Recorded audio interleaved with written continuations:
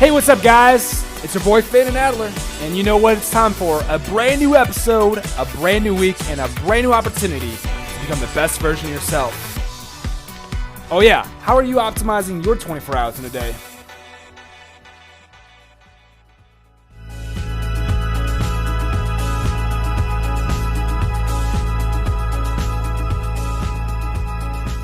Hey guys, what's up? It is your boys Finn and Adler on the Best You Nation. Finn, what's up, guys? My guy. I'm doing well, man. It's another wonderful day, beautiful day. Sun is shining, and we are going to be jumping into something really amazing today. But I don't want to steal the mic from you. I want you to share with our fam what we are hopping into. You got this? All right, let's go. Let's go. Bring it on, boy. All right, so check this out. All right, today we are kind of going to do a part 2 on fake love. And the reason being is we got a lot of feedback. A lot of it, some of it positive, some of it, I won't even say negative, but just good old-fashioned criticism. And that being said, I think it's worth revisiting and just to kind of expound upon some things, right? Oh, for sure, man. So, one of the things that I was, one of the feedbacks that I was told, that like somebody reached out to say, hey, Adler, you good, man? You all right? You sound like you're a little upset about something. And, I appreciate the fact that you took the time to, check on check on me and just check on my overall well-being. I appreciate that. Anytime somebody does for sure. I greatly appreciate it. But at no point in time was I upset or felt any type of way. I guess it just might have just came out wrong. Maybe I'm still working on like the Zoom persona, because now people get to see us and stuff like that. So I guess it must have came out wrong. That being said, I just want to be able to just share and just kind of like expound that I am good, I'm fine. Finn, I know you heard some stuff as well. What did you hear? Yes, so obviously, like you said, feedback is fantastic. I love hearing great news. I love hearing, well, I shouldn't say I love bad news, but criticism, good old-fashioned criticism, like you said, it is the way to grow, the way to develop, and it gives us something to think about. And obviously, we wouldn't spend another entire episode in this season talking about something if we didn't feel like we could have done a little bit more. So I feel like a lot of times what we do is we get feedback and we go, oh, we appreciate it, we take it in, and we slowly add it in as we go, right? But no, today we're taking it on to a whole nother level. And the feedback that I was getting, number one, is you couldn't have dug a little deeper. You could have dug a little deeper, man. And I said, you're right. Because I listened to it at work. It was a little slow one day, and I was like listening to our podcast, and I'm like, you're right. I mean, we nailed things on the head, but there are some things that we would elevate to a point, and then it's like a hammer to a nail. Instead of hitting the nail, you missed it and hit the block of wood. And so today, as you've already mentioned, Adler, the goal today with this episode is to nail some of the points that we may have not really hit on the head properly, and really expound on a little bit more, go into depth, and really bring out some more color in what we're talking about, which I'm excited about, man. I don't know about you. We are going to take things today to a whole nother level. Check this out, Finn. Checking it out, boy. I'm checking it out. This season has been about what? What was the main theme for this season? Love, right? And for those of you, if this is your first time and maybe you didn't check out some earlier episodes during the season, to me, the definition of love is I love you is equal to I care for you. And obviously there's different levels of love, and like we go back to another episode if you want to go into the different types of love. What is love? I think the episode is called What is Love? We go into the depth about that. Exactly. If you're that interested, check it out. But my definition of love is I want what is best for you, and I'm here to support you, and I care for you. So Finn, I love you. I love you too, bro. I'm here to support you and to care for you the best way I can. And sometimes that might mean, telling you something that you may not necessarily want to hear. And sometimes that might be being the cheerleader in the background. Whatever the case may be, like love has different shapes and forms that I guess require you to fill different positions, depending on like the situation, right? Absolutely. So when I love somebody, that I care about their overall well-being.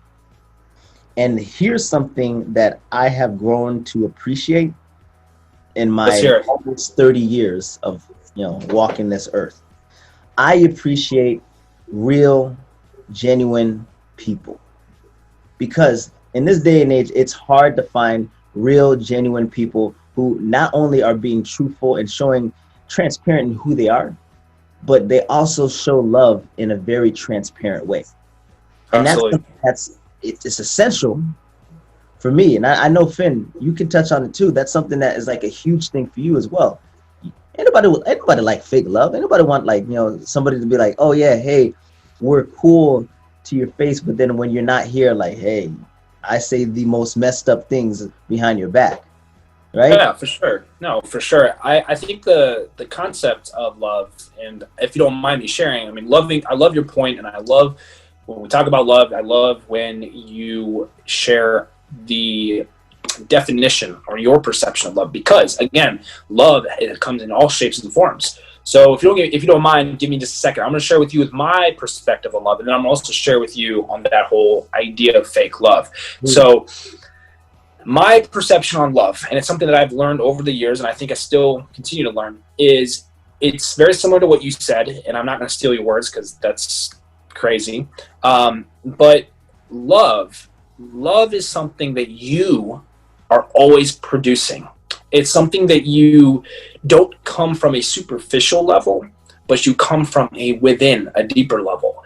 It's connecting one dot to the next. It's creating memories, creating moments, creating that established relationship. It's like building a house. In order for a house to be structurally feasible to live in, you have to make sure your foundation, number one, is strong. Number two, your walls go up. Number three, you have the first and second floor if you're building a 2-story house. Number four, or five, whatever, you have to have insulation and so on and so on.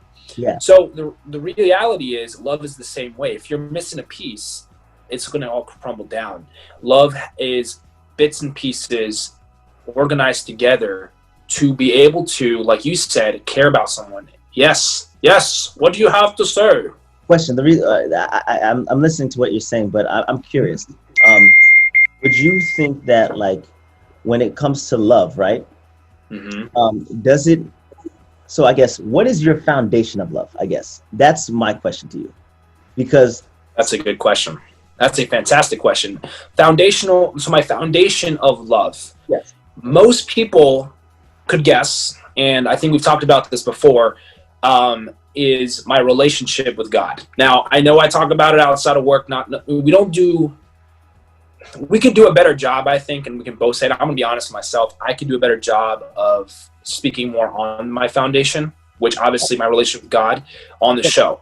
And of course, that's a goal for me that I've set, that I'm going to do more of that. And I think that would be an opportunity for us to reach out more on that.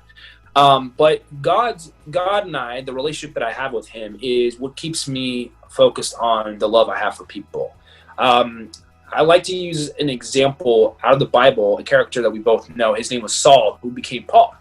And I'm not saying that I am going out and crucifying Christians and doing stuff like that, but the point that I'm trying to make is that in the same sense, I didn't care for people. I didn't love people. This is a deep point. I enjoyed seeing people hurt. I didn't care to and that's really, not, it's crazy. That's not something I would define you as now, to like at all. Like you don't seem like that person. Like, hey, I'm enjoying your misery. Like, you don't seem like that person. Listen, and that's in that part. There's a lot of healing that you have to go through, in that foundation that I have now, that my house is built on, for metaphoric purposes, is God. And if you think about God, in my eyes, God is my Father. He is the creator of earth and creator of mankind. And realistically, he is love, right? And in my perspective, in my eyes. So of love, yes. So to answer your question more thoroughly, my foundation has been my foundation for going on 8 years. Before those 8 years, I always had God there. God was always there. I just never really understood. And we can go on about it all day long, but I know we're trying to focus on today's topic of fake love and how we can elaborate more on it. I think that like in order to identify fake love, you have to know what love is. And in order for you to know what love is, you have to have a foundation. And from that foundation builds everything. And the same thing with you, like my foundation of love, it comes from God. Because at the end of the day, God cares for every single one of us, right? And that's my belief. So, and this is just my own personal definition of love, and there's no right or wrong answer. Everybody has like their own perception of it. But when you love somebody, you care about like them as a person, as a whole. And you try to either pour in and contribute to their life. And that's kind of the perspective and role that I've taken. And this goes for every person that like I can actually like sit down and say, hey, I got love for you. Then that means that I'm going to pour into you. I'm going to help you if you need help. If you need, help moving on a Saturday, hey, I got you. If I'm available, I'm going to try to make sure that I can help you out. If you need a couple $100, maybe not a couple hundred. If you need like $20 to hold on to, I got you. Like I'll do whatever I can in order to help and support. And can I ask? I want to pitch a question to you. Just want to provoke your thoughts real quick, because now it's easy. I'm gonna provoke your thoughts. Get ready for this. Better buckle in and brace for this. You and I are both in healthcare, and I know we're gonna go off real quick just for a second, because you're talking about the definition of love, right? Jesus loved, and I'm not saying that we're perfect, and we're not. That's a fact. But Jesus loved people no matter what walk in life they're in. People know that's what Jesus did. Now, here's my question for you. This is what's going to be the thought-provoking question. You are a nurse, and you encounter different people on a regular basis, whether they're a patient, whether they are some new staff members, or it's a new assignment when you're traveling to another state. My question for you is, though, how are you exemplifying the same kind of love that you would have for your friends, that love that you would give a couple $100 to? How would you exemplify that in your setting, in being a nurse or out and about? Because think about it. We come across people all the time. It's not like it's in our nature as you and I on this show to pour out into people and invest in people. But what sets that apart for so many people that you come across to the people that you call your friends, that you call your family? So, how do you exemplify a love where it doesn't change too much? First of all, I have to kind of touch upon this just to make sure we're all on the same page. A couple $100 is a little steep. I'm not. There's levels to this. If you need 20, I got you. Like a couple hundreds, that's like we best friends. Like type mode. I just want to correct that. I don't want like my next coworker to be like, "Yo, let me hold $200." Now, just relax. It's more of like on a person-to-person basis. Exaggerated to give you guys the idea that Adler will invest and pour into you, but not in actual financial investment as much as the love that he would invest. And it's not that steep. That's just more that's the only thing I'm trying to add up. Just not that steep. But the way that, okay, so check this out. Foundation. You have to have that foundation. And once you have that foundation, it's easy to love everybody or to show that love. So, in Galatians, it says, like, above all else, guard your heart, because from it, love flows out of it, right? So you protect yourself as much as you can. Like, you protect your heart, and you're not necessarily giving your heart to every single person, but you're protecting it so that way you can show love to somebody, a stranger who doesn't necessarily know you or merits or deserve that type of like affection. So the way that I try to show love to like employees or coworkers or patients is I try to listen, because you underestimate the power of listening, because a lot of times, like, people talk, but not a lot of people listen. Like, they hear you, but they're not listening to you. So I can regurgitate what you're saying, but I'm engaging you by listening to you, right? And, I have patients that don't have family members that come visit them sometimes. And, they only have really one person that will actually take the time to listen, and it could be just the nurse or the tech or whatever the case may be.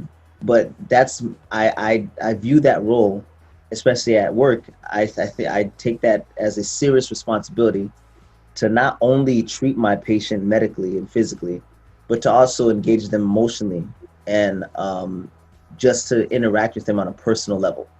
And I oftentimes make it a point to do that because, especially because work gets busy, it gets crazy. Sometimes you're not able to get back to the room on time and stuff like that. I oftentimes make it my point to do that. That way it gives a little grace because they're like, all right, hey, I know where he's coming from. He already told me what's going on. He's kind of busy, but I know when he's present, he's present. Like I'm here. Right.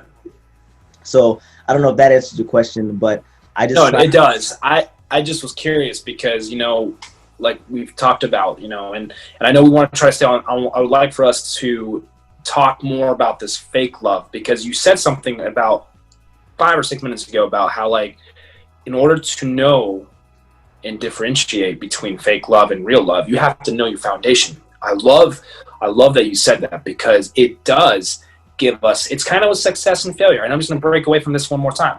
So in order to know what success is, you have to fail. And the same kind of thing is with fake love and real love. Like real love is that love that you can pour out and guard your heart. You're right. Because there are people that I come across and I'm just like, really? But I still, in a way, keep my character and I'm going to help this person out or I'm going to talk to this person. And you said another great point, and I can go on a whole tangent of points that you always make, my guy, and I love it because it's those little nuggets that we drop throughout the show. But it's guarding your heart, but also giving your time to people that aren't even your family members. And it's like a natural reaction for us, right? Real love listens. A lot of people try to talk over or talk more, and the thing is you have to have that balance. But I want to stay on topic here and just kind of figure out. So we've talked about fake love, we talked about real love, we talked about everything so far in this season. But my question. Yeah, go ahead. I'm sorry. Go ahead. I was just gonna say, how have you, in your circumstances or places you've been in your life, how have you dealt or handled with fake love?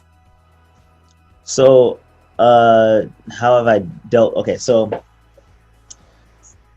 usually I'm going to be pretty consistent. Like, even if I can tell that there's fake love spewing or oozing out from the things that you're saying and things that you're doing, I'm pretty much going to stay consistent.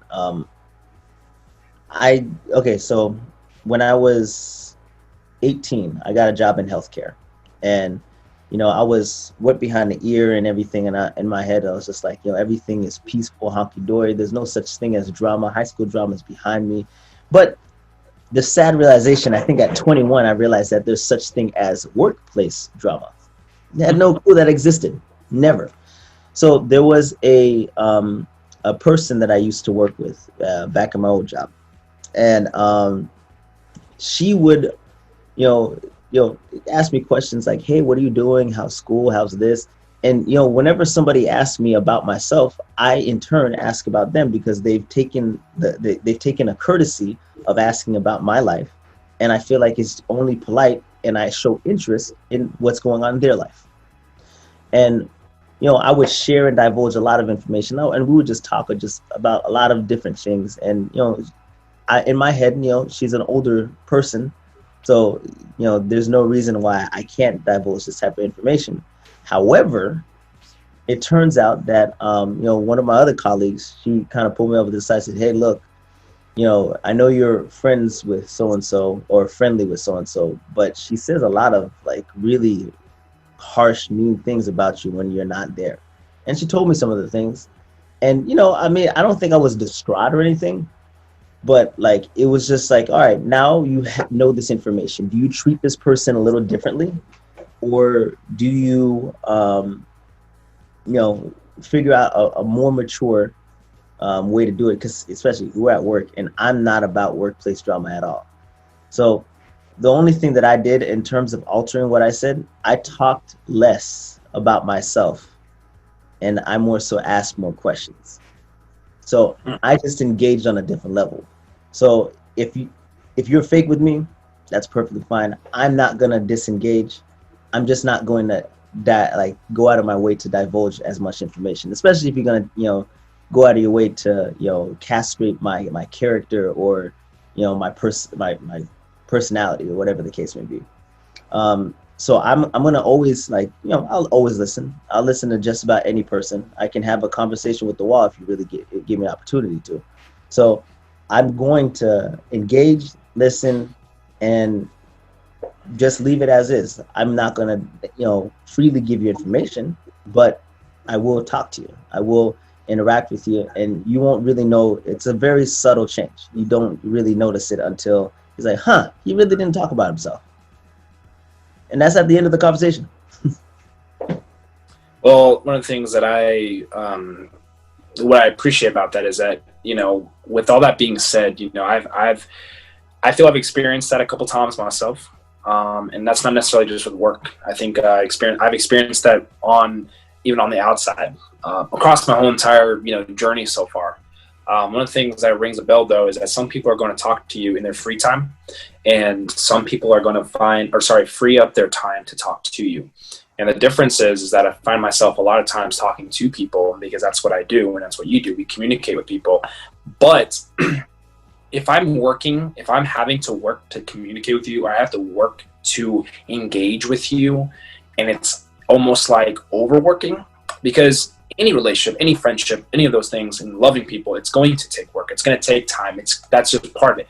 But if I have to be in overtime, if I'm in overtime and I'm having to work that much harder, send in an additional text message, send in an additional call to you, and you don't respond. And granted, I know people are busy. We're all in a fast-paced world now. Things are faster. People are working. I get it.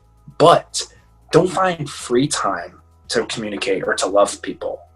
Free up your own time to love people. And when you realize that when people don't make that time for you, or don't want to see how you're doing, or reach out to you, or like you said, you just engage and you approach the social time, the love time, the friendships, the relationships that you have a little differently. It's definitely it's a challenging thing. I think that when you really step into that mindset and you step into that playing field and learning how to adapt and learning how to ultimately, because it's a two-way street at this point. Even though when someone can be in your face being like, hey, what's up, and then behind back talking about you, I call that the Judas mindset, because if you remember in the Bible, Judas did that. Now, I'm not calling anybody Judas, but I'm saying that ultimate mindset that Judas had, what's that? That act is an act of betrayal. For you to, basically talk about somebody behind their back, it's an act of betrayal, because in your mind, you're thinking that there's a certain level of friendliness or friendship that you're at. And then when truth of the matter is that person doesn't like you or celebrates your failures and kind of just takes pleasure in just laughing and ridiculing you. Well, and that's, I don't usually do this while we're on live, but I want to share something that I posted at one point on social media, and I believe it's on our own personal page on our Instagram. Maybe not, but your friends, people that love you, are going to celebrate you when you fail. They're going to celebrate you when you succeed. They're going to celebrate you when you're in your down moments. They're going to celebrate you when you're in your up moments. I will tell you right now from a personal experience, a lot of people would say that, wow, it's crazy that you found joy in pain. You found joy in people being hurt, people that are upset, people that are dealing with issues. But when you are broken, I don't want people to lean on it as a victim. I want people to lean on it victoriously. And when somebody is backstabbing you, when somebody is hurting you, if somebody is not loving you with authenticity, you have to also know, how will I react? Because you have two ways. God is looking at you like this. If you're going to react with this sinful, I'm going to just stab you back, you're not solving anything. I think you said it before, Adler, was a good point. You can't heal, or something, you can't love. You said something on an episode, I think we were with Rich. I think we talked about it. It's something about you can't battle love with hate or something like that. I don't know. Maybe you can catch me back on this one. I don't remember. You said it, and it was really good. This kind of goes with this. The quote have is, it? in order to combat hate, you can't respond with more hate. Hate That's doesn't right. hate That's it. does not produce anything. But the only way to combat hate is by providing and nourishing love. Giving Exactly. love is the only way that you fight hate. There's no other way around it. And that's all it is, man. And I think that when you find yourself in a situation when, whether it be at work, and people who are listening to this are probably thinking, man, I think most people experience that kind of stuff when they're in an outside setting, outside their home, outside their relationship. But if you're dealing with that in regular relationships or with a spouse or someone who you're developing more than just boyfriend and girlfriend, and, I think you have to keep yourself aware by loving yourself and understanding yourself. We've talked about this before as well, but I really think at the end of the day that when you see fake love, and like you saw it in your situation, in your experience, you loved louder and you loved harder, but you just approached it differently. Because sometimes people are really hurting. I was hurting. I was broken. I was struggling, man. And it wasn't my fault. It wasn't my mom's fault. It wasn't my dad's fault. It was nobody's fault. It was just the case in the matter of fact of the situation. It just happened to be. And so many people went through so much backstabbing from me because, and I'm going to twist this a little bit just to kind of put on the flip side. Yeah. I was a fake friend for many, many years. So I'm going to speak on this for just a second. Because when you say that you're a fake friend, how would you define fake friend? Like, meaning like what exactly? So that's what I want to share with you, because while we talk about fake friends and we talk about fake love, I fake loved. I fake friended with people.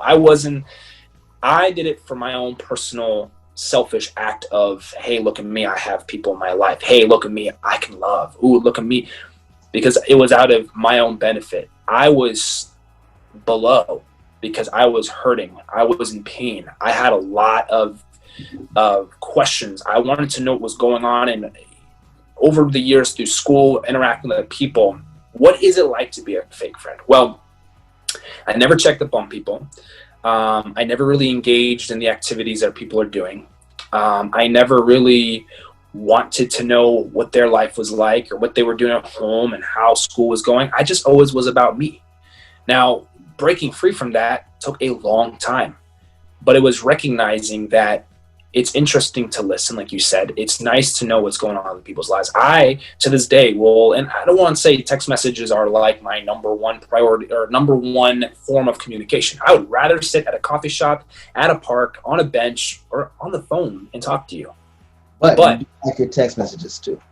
I do, but that's, it's for convenience. It's like going to a gas station and getting a Wawa sandwich versus going to, I don't know, a really classy sandwich shop and getting a sandwich there. I mean, you pay for what you get. You get what you pay for, I should say. But to you that don't know what Wawa is a gas station chain that's in Florida where you can also get like these subs. It's kind of like Subway and a gas station all like combined into one. Not a lot of places have it because here in Georgia there's no such thing as Wawa. I just wanted to clarify, but go ahead, make your point. Sorry. What I want to say is, for people out there who are listening to this, you will develop. Sorry, I lost my train of thought. It's okay though. My bad. Maybe it was meant to be. I had to no, it's okay. I was making a point about Wawa, and you can either go to Wawa and get a sandwich there, or you can go to a higher end place like, I don't know. But I was trying to make another point before that, but it's okay. I'm going to stick back to what I was saying originally. The thing is, I wanted to understand people. I just never really made an action to do so. I was backstabbing people all the time. I wanted people to feel my pain. I wanted people to know I didn't care. I didn't care. And I say it like that because people need to know that, yes, while we sit here and talk on the show, and yes, while we have our conversations and we talk, I know Adler and I have been through so many things, and it's the time that will come around when the time is right. But I'm going to share this with you. It wasn't a good feeling when I recognized what it was like to love people, to know what it was like to be a fake friend, or to love with fakeness. Like I was a professional fake lover. Oh yeah. It's because So it's more so about being genuine when you care for somebody. It it came from, well, no, remember in the beginning I was talking about superficial Well, and yeah, it yeah, coming from a different place. but I that's was like the hairs on your arm. I wasn't even skin. I wasn't even the superficial. I was like the tip of the hair. I could care less. That's how much my love was fake. I was selfish. It was in my benefit for me to have people in my corner so I could feel good.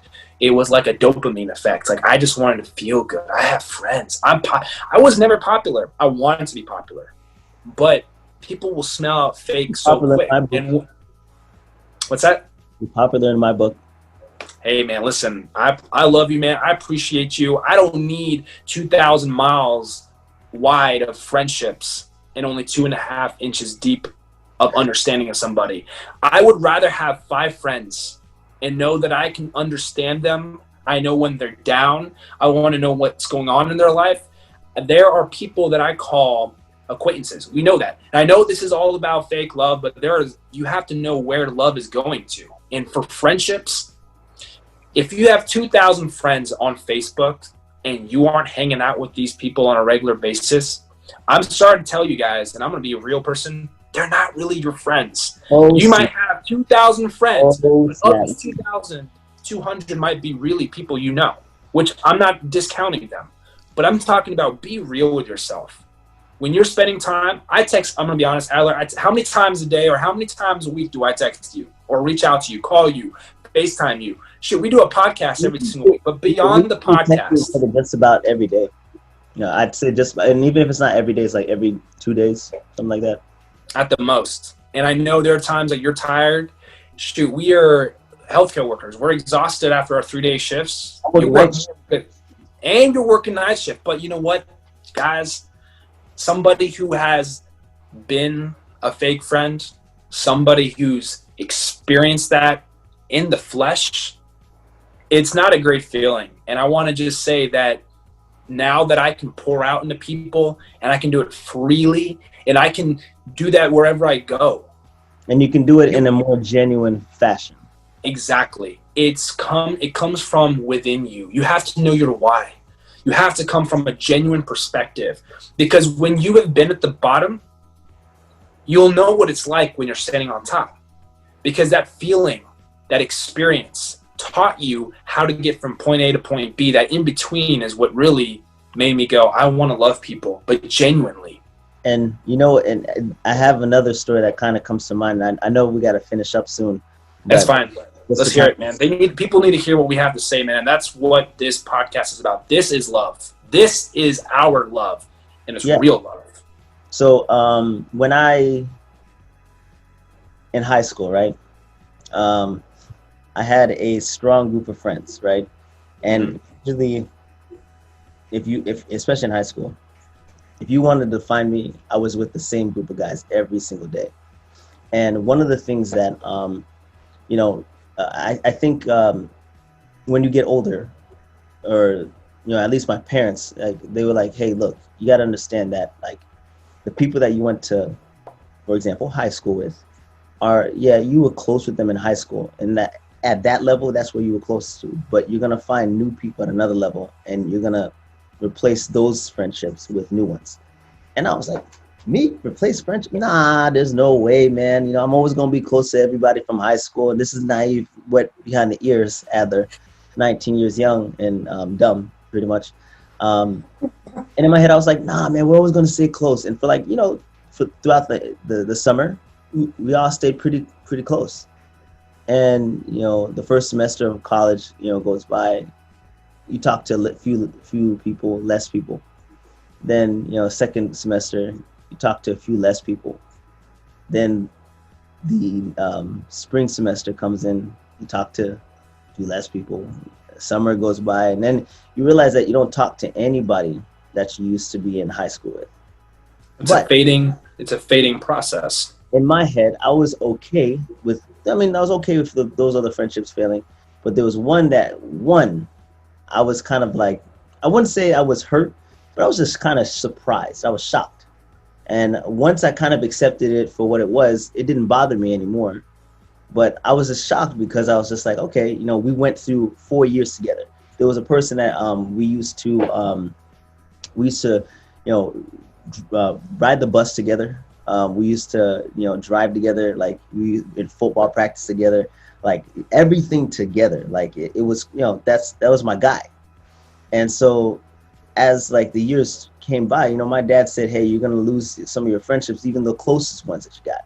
It's like, nah, there's no way. And I'd like to say, for the most part, most of my friendships, I have like some friendships that are spending almost 20 years. We're going on 18, 19 years. And I have some friendships that are 15, 16 years. And those are the ones that I hold most and deep to my heart because I've known them the longest and they've been through me through every stage of growth. But there's one person that just kind of just fell off completely. It was just kind of like, all right, if I'm calling and checking up on you and trying to see, hey, what's up with you, what's new, and you're just not answering, and it's a one-sided affair, right? Right. And the worst part about it is like we made these corny little necklaces, and like it was like a little chain, and it was like a little dog tag. I don't know if you can see this. It's like a little dog tag or something, and it says never alone because I've got brothers. And it was the four of us. The four of us always, like, that was like our thing. I was like, hey, yo, no matter what happens in anything in life, we're all four of us going to go through it together, period. Now, the good thing is there's still three of us, but one of us, ended up dropping off. And, at first, your human reaction is, hey, yo, like, I'm upset about it. Like, not upset as in like I'm crying, but like, I'm kind of like, you kind of get mad because like you make plans with this person. You take time. You create time for this person, and then that person doesn't respect your time and has no regards to what it is that you were going to be doing that day, and then just cancels. And it took about like, I'm not gonna lie, I'm stubborn. So it took about like the 6th or 7th time I was just like, bet, okay, that's cool. And to this day, I can see this person. And I have no, like, I'll ask him, hey, how are you doing? What's going on with your situation? How are things going for you? And I'm cool with that. But as far as me divulging information and sitting there having like a chit chat conversation, I see what it is at the surface, and then there's no reason for me to engage any further. I talk exactly fight with you, but there's no reason for me to engage any further because we're not friends like that. You're an acquaintance, and that's okay. Like, there's no hard feelings, It's just that's the way things are, and sometimes you can't control what happens in life. The only thing that you can do is control how you react to it. So I just react to it the best I possibly can. Hey, I love you, bro. If there's anything that you do need me to do, let me know. But I also have this firm belief that even if you wanted to hit me up or something, he probably wouldn't, just because that's just who he is. And I just have that's okay though. Because there are people that I know, and I'm sure we both could be here all day talking about it. People, sometimes it's not even us. Sometimes it's those people that are going through something, and maybe it's for their own good. And, like you said, it's something that might ease people's mind.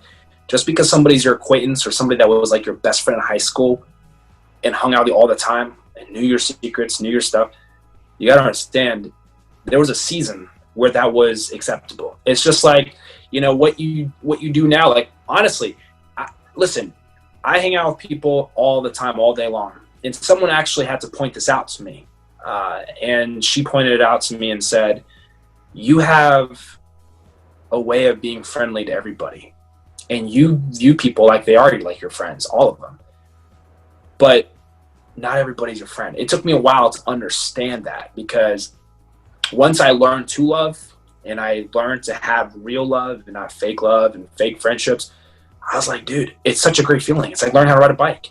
Yeah. And as you get older and you start to realize and prioritize, that's the word, prioritize. You execute certain friendships, you execute certain moves to grow.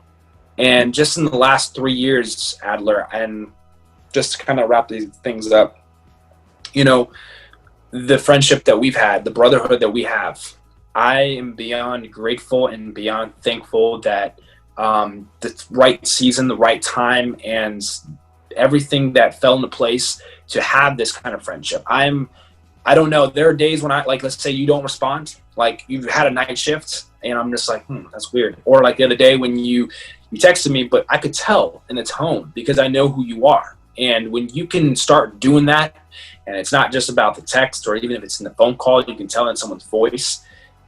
I'm sure people have those experiences too, but don't know how to differentiate and prioritize. And so I'm hoping that today, the example of our friendship and the love that we have and a brotherhood, people will start to see that and start to be more confident in the love that they have for people. Because I think that is super important. And let somebody know. Go tell somebody that you haven't talked to. I did that the other day. I reached out to somebody from 3 years ago. It's like we opened up a book, and it's like we just continued. Yeah. And it was powerful.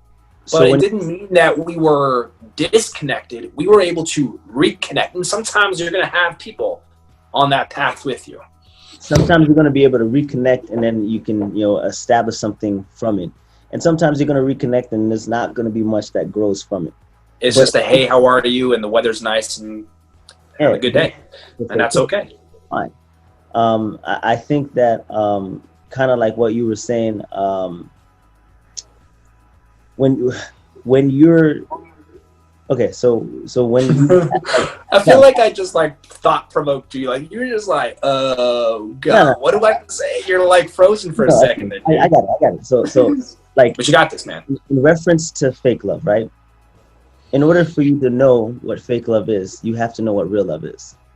So the real love that may show itself in a multitude of forms, but you can tell when I'm okay means I'm not okay.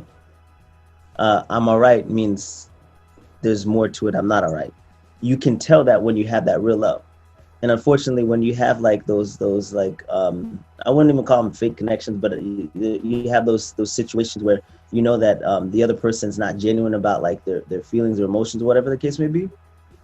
It's like, I would sit here and listen and go through a breakup with you, even though I don't know you like that anymore. And I've actually done that before. I've like, the same person I went through a whole breakup with, him, and he's, like I'm hurt and da da da da da da da. And I took that time, and some of my other friends are like, yo, you're wasting your time. But I will take that time to listen. I'll engage you, and then hopefully you'll pick yourself back up, and something will grow from it. In this case, it didn't. He ended up. It's funny. I found out he moved like halfway across the country, like a month after he left, and I was like, bro, you didn't tell nobody. And I could have been like a going away thing, nothing. And he was just like, yeah, man, it just happened. I was like, all right, well, I see where I am, like in your eyes, and that's cool. That's okay. And sometimes, but that means it.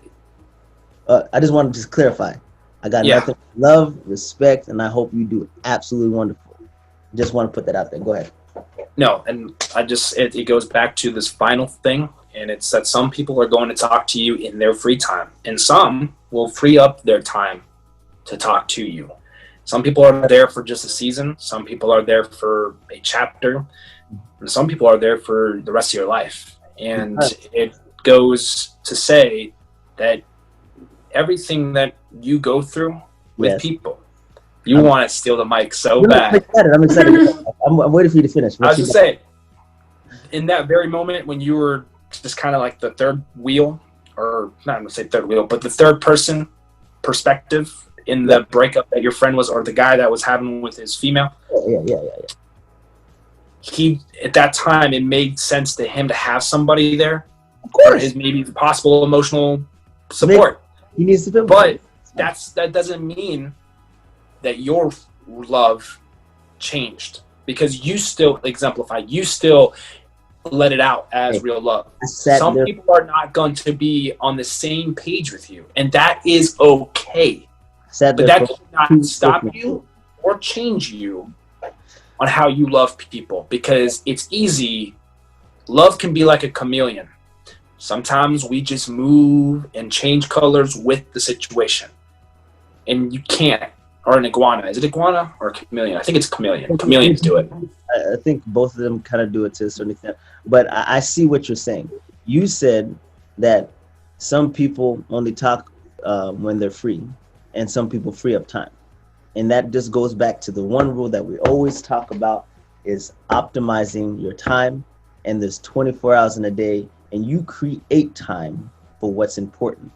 So if I've been sharing that with a lot of people. I've been telling people a lot. Like, I don't know what it is, but I've been prioritizing that because it's the fact. It's life. There's 24 hours in a day. You create time for what is important and what is worth it. So absolutely. At the end of the day, I urge every single one of our viewers, listeners, to optimize the 24 hours that you have in a day. Check up on somebody if you haven't checked up on them in a little while. Yes, encouraging you to do that. Becoming the best version of yourself. Hold yourself to the highest standards. Finn, tell them how they can reach us if they want to connect with us. What are the platforms? What are the ways? Go. Well, we want to stay connected with you guys just like we would if we were to check up on you or check up on a friend. We want to make sure that we're staying connected with you guys and actively throughout the week, throughout the month, throughout the year. You can check us out very easily on Instagram, on the IG, on the gram at The Best You Nation. If not, you would like to, you can check us out personally. You can check out Adler at 24 hours in a day. It's on the other side. I think it's on this side. Yeah, on that side on top. And you can check me out on my own personal page at Stephen Finn Foster. We want to make sure that we can provide the best stuff, the best meat and potatoes that we can in our 30 to 40 minutes on these episodes.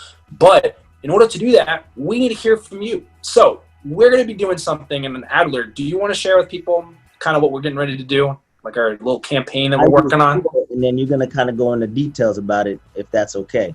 Let's do it. Let's finish this up and let's get pumping. Let's get these people excited because we're getting ready to do something that we have never done. And I'm excited about it. But let's share with them on this episode. This is Best You Nation. And we now have shirts available.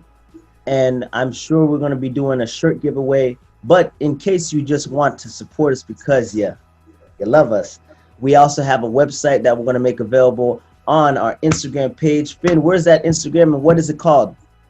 Again, The Best You Nation. At The Best You Nation. Easy. Yeah. Just type it in right now. While you're listening to us, at The Best You Nation. Check it out. It's going to be dope.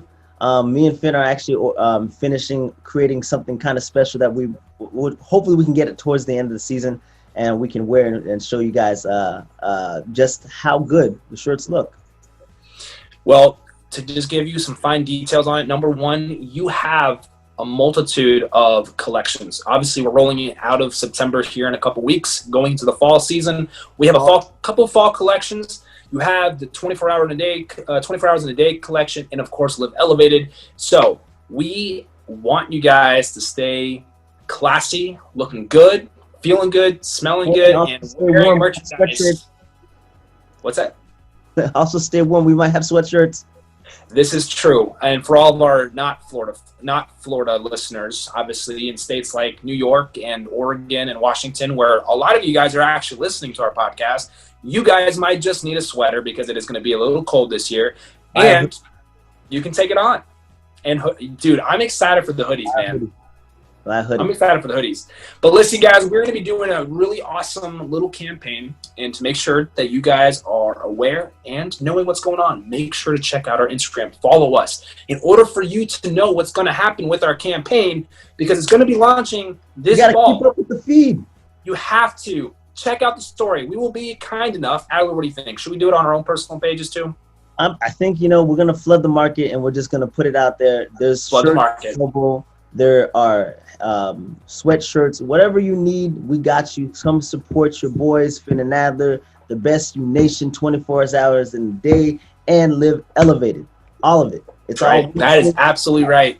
It's a family. So, guys, we love you guys. Honestly, we do. And as we are closing in on this season, we have one more episode in season 3. Adler, this has been an amazing year. I know 2020 has been crazy, but this has been an amazing, amazing year with this podcast. And it's because of you guys. You are all just absolutely amazing. And we want to be able to do a giveaway. So keep posted on our social media. We're going to be flooding it. So get ready to see the TBYN everywhere you go. Because eyes open, ears open, hearts open. We need you guys to know there's opportunity to optimize every single day. So, but for now. But anyway, tune in to us next week, next Monday, for your weekly dose of positivity and inspiration. Fake love, I think we did a pretty good job. Give us some feedback. Yes, let us know. Shoot us a DM on Instagram so we can take your feedback and make it happen. Love you guys. Adler, I'll see you later, man.